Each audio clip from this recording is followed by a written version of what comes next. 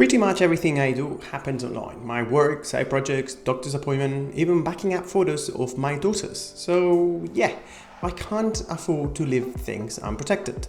That's where NordVPN comes in. It's a fast and easy to use VPN that helps keeping everything I do online private and secure. What I like is that you can keep it super simple, one click and it covers your computer, phone or tablet. But if you are more technical, NordVPN also lets you set up workflows with MeshNet to protect your entire network. And before we dive into NordVPN, let me remind you that we run a weekly newsletter totally free, packed with useful apps and tips to help you do more with less time. Links in the description in case you are interested.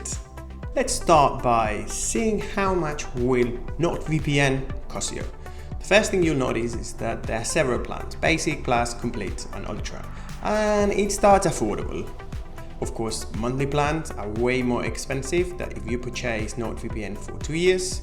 To be fair, you probably just can start with the basic plan and upgrade later on if you need it. One cool thing is that NordVPN comes with many apps and extensions you can download and use with your different devices.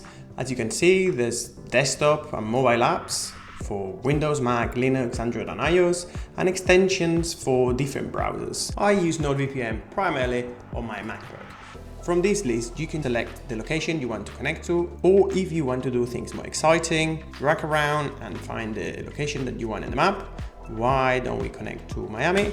Click on it, and in a few seconds, you will be connected there. And finally, let me tell you that if you go for one of the higher plans, it will come with some extra features, like the NordVPN Password Manager, which works well, but personally, I still prefer Bitwarden, and it also has NoteLocker, which is a cloud storage solution encrypted that you can use to store files securely.